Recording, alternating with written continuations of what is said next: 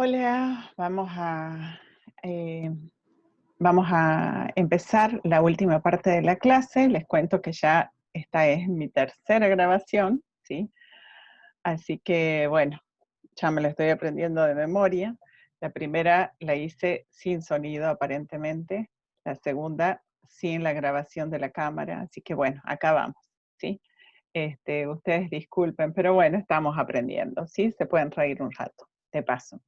Bueno, entonces, nosotros en este tema 2 hemos empezado hablando de la composición de la célula, teniendo en cuenta cuáles son los elementos que conforman la materia seca de los microorganismos. Así es que hemos mencionado el carbono como principal componente, el nitrógeno, el hidrógeno, el oxígeno. Bueno, y a estos elementos que se encuentran en mayor cantidad le hemos llamado los macroelementos o los macrocomponentes. También hemos hablado de los microcomponentes, de los elementos, de los factores de crecimiento, y hemos hablado de que debido a esa composición que tiene la biomasa, los microorganismos van a tener ciertos requerimientos nutricionales, es decir, que nosotros le tenemos que proveer de estos elementos químicos para que los microorganismos, a través de compuestos, por supuesto, para que los microorganismos los degraden a esos compuestos, recombinen los elementos y puedan con eso sintetizar los nuevos componentes celulares. La forma de proveer estos nutrientes, hemos dicho que es a través de los medios de cultivo, que tienen que ser bien balanceados, ¿sí? Hemos clasificado a los medios de cultivo y también lo que hemos dicho es que además de los nutrientes es necesario tener en cuenta ciertos factores ambientales. Hemos hablado de la temperatura, del pH y de otras variables, de sus rangos de variaciones y de los valores óptimos para el mejor crecimiento de los microorganismos. Entonces, ahora vamos a concentrarnos, ya hemos pensado un poco cómo hacer ese crecimiento microbiano, pero ahora vamos a pensar un poco, vamos a hacer como un zoom en la célula y vamos a mirar cómo es que ingresan estos nutrientes a la célula, porque nosotros se los proveemos a través del medio de cultivo, pero no sabemos qué más pasa, ¿sí? Así que bueno, de eso se trata esta última parte de esta clase, ¿sí? Bueno, para poder nosotros pensar en el ingreso de nutrientes a la célula, tenemos que considerar cuál es la primera barrera que tienen que pasar esos nutrientes. Y esa primera barrera es justamente la membrana citoplasmática, que tiene una estructura como la que se muestra en la figura, de una doble capa fosfolipídica, ¿sí?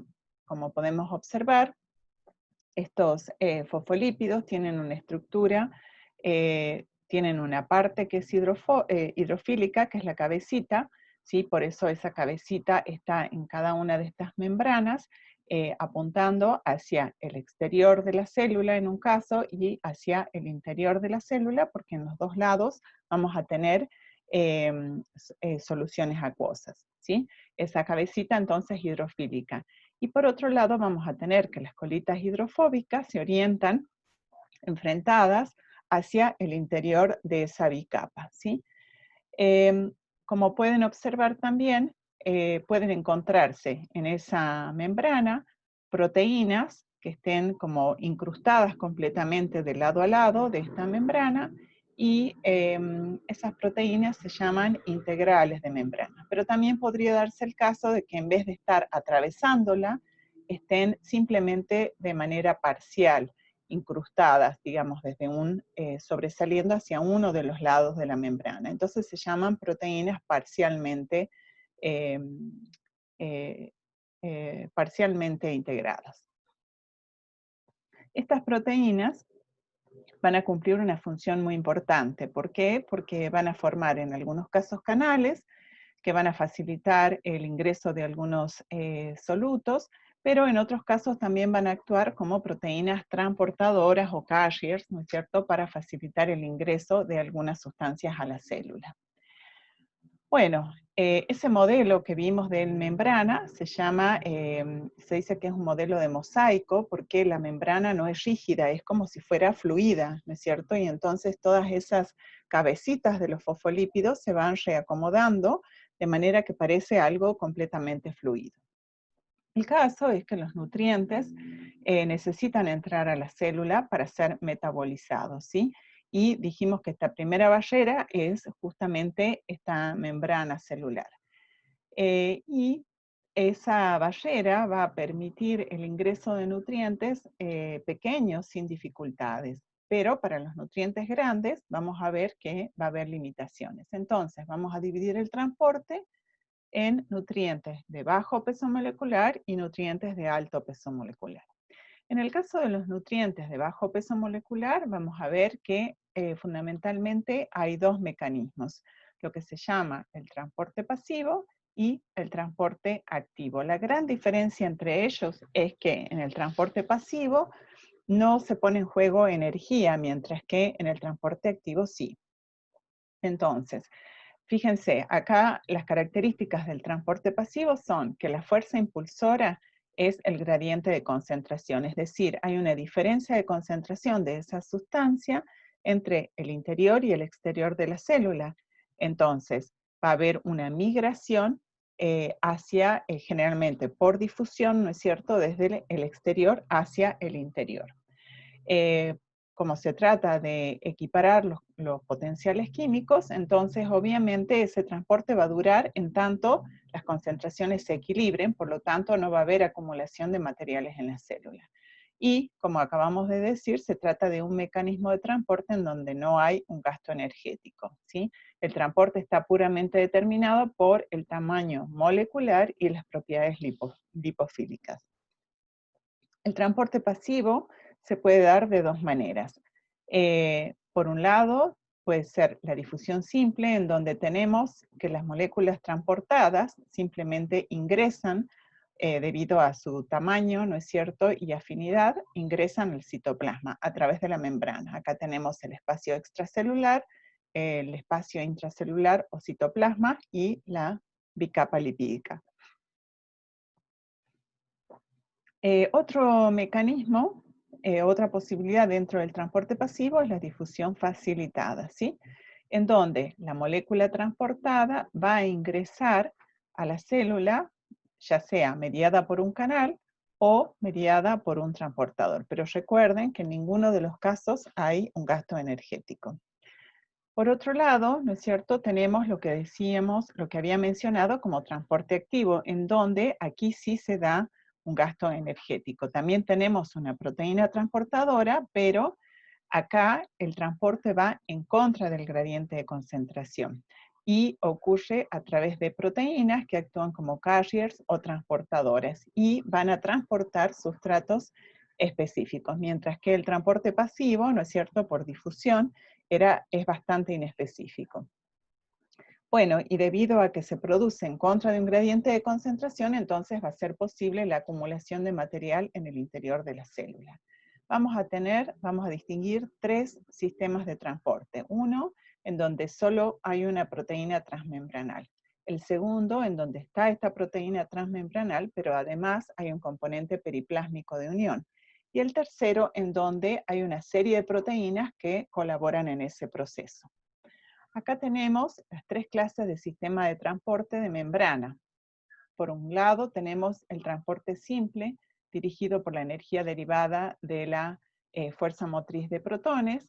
Entonces observamos que hay un movimiento de protones, ¿no es cierto? Y hay una diferencia de potencial y entonces eso permite que la sustancia transportada ingrese a la célula. Acá tenemos el exterior y acá tenemos el interior. El segundo sistema es por translocación de grupos, en donde hay una modificación química de la sustancia transportada a partir de fosfoenol piruvato. Entonces tenemos la sustancia que ingresa a la célula, ¿no es cierto?, y que es fosfatada, de manera que queda, o sea, a la cual se le une un fosfato, ¿no es cierto?, y queda fosfatada. Y el tercer sistema es el sistema ABC, en donde participan proteínas periplásmicas y se usa energía derivada del ATP. Acá tenemos la proteína periplásmica, que es la que facilita el ingreso, pero todo esto gracias a que se ha hidrolizado un grupo fosfato, una unión de alta energía fosfato, ¿no es cierto?, del ATP o adenosintrifosfato para producir ADP. Bueno, y dentro de los tipos de transporte podemos encontrar diferentes estructuras. Tenemos a los uniportadores, fíjense que esta es afuera de la célula y adentro, y los uniportadores lo que hacen simplemente es permitir el transporte de la molécula, digamos, o el componente de interés. Mientras que los antiportadores, si bien permiten que esa sustancia o esa molécula ingrese, esto ocurre a la vez que una sustancia del interior celular se transporta en el sentido contrario. Y en el caso de los importadores tenemos que junto con la molécula de interés ingresa otra molécula, ¿no es cierto?, también al interior celular. Bueno, acá podemos observar en estas figuras, diferentes ejemplos, están tomados del libro Brock, y acá podemos ver la función de la permeasa LAC de Escherichia coli, que es un SIM-portador, y otros transportadores simples. Fíjense, acá tenemos un SIM-portador de sulfato, acá tenemos la lactosa, que puede ingresar gracias a la permeasa LAC de Escherichia coli. Tenemos acá un uniportador de potasio, acá un SIM-portador de fosfato, acá un antiportador de sodio-protón, o sea, para que ingrese sodio, sale protón. En este caso tenemos un mecanismo de acción de un transportador de tipo ABC. Tenemos acá la proteína periplásmica de unión que se une a la sustancia que se va a transportar, ¿no es cierto? Esta le facilita la entrada al interior de la célula, y esto es posible gracias a la hidrólisis de un grupo fosfato del ATP, ¿no es cierto?, a la energía que se libera. Acá en esta figura tenemos el mecanismo de acción de una fosfotransferasa de Escherichia coli para el transporte de la glucosa, ¿no es cierto?, al interior. Fíjense que este es el exterior celular. Para que la glucosa pueda ingresar a la célula, lo que ocurre es que se da una serie, digamos, se da una desfosfatación de una molécula, ¿no es cierto?, y de un fosfoenol piruvato, y entonces ese fosfato que se toma va pasando, ¿no es cierto?, va siendo transportada gracias a la acción de diferentes proteínas, que son estas enzimas que aparecen aquí, y finalmente ese grupo fosfato es el que se une a la glucosa, produciendo su fosfatación o su activación, ¿no es cierto? En definitiva, se forma la glucosa 6-fosfato. Ese mecanismo es muy importante, vamos a ver cuando estudiemos el metabolismo, que tanto la glucosa como otros sustratos que ingresan a la célula, para poder ingresar realmente a formar al sistema metabólico, para poder participar de las reacciones químicas, tienen que ser activados. Y esta activación se da justamente a través de la fosfatación, tal como acabamos de ver en este ejemplo. Bueno, todo eso es lo que pasa con los nutrientes de bajo peso molecular. Veamos qué pasa ahora con los de alto peso molecular. Bueno, el primer mecanismo es el de la endocitosis, que es la incorporación de solutos a través de la formación de vesículas. Lo importante en este caso es que este mecanismo ocurre solamente en protozoos y algas, pero no ocurre en bacterias ni hongos microscópicos. En el caso de que se incorporen líquidos, se llama pinocitosis, y en el caso de que se incorporen sólidos, se llama fagocitosis. En la siguiente diapositiva tenemos un esquema, un grafiquito que representa ese mecanismo. El primer paso que se tiene que dar es la absorción del soluto a incorporar. Posteriormente, la membrana, se va sintetizando membrana, ¿no es cierto?, se distiende y se forma una invaginación. Luego, lo que ocurre es que se va produciendo una vesícula que se termina de cerrar, y entonces esa vesícula se desprende de la membrana incorporándose, ¿no es cierto?, al interior, al citosol, al interior de la célula.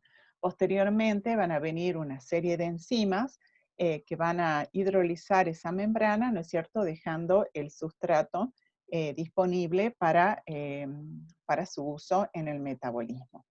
Entonces, esa sería la endocitosis.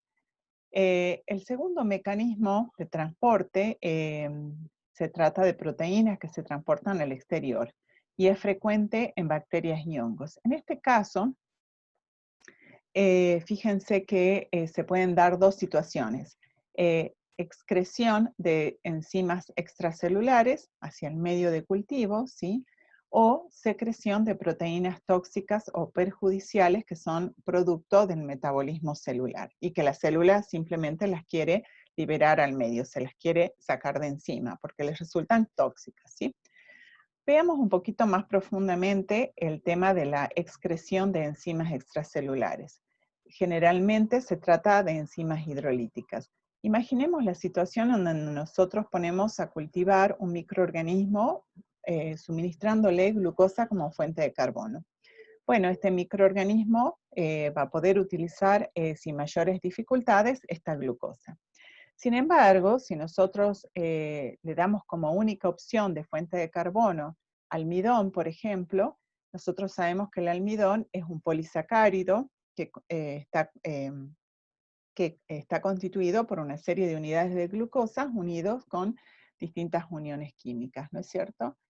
Eh, Sabemos que hay glucosa. El microorganismo sabe que ahí hay glucosa, pero no está totalmente disponible, porque para que esté disponible tiene que romper ese polisacárido. Entonces, los microorganismos lo que hacen en esa situación es producir una serie de proteínas que tienen capacidad catalítica, ¿sí?, para hidrolizar justamente ese polisacárido, para hidrolizar esas uniones que me van a permitir, o que le van a permitir al microorganismo tener unidades de glucosa, ¿no es cierto?, romper el polisacárido para tener esas unidades de glucosa que finalmente va a poder incorporar como sustrato.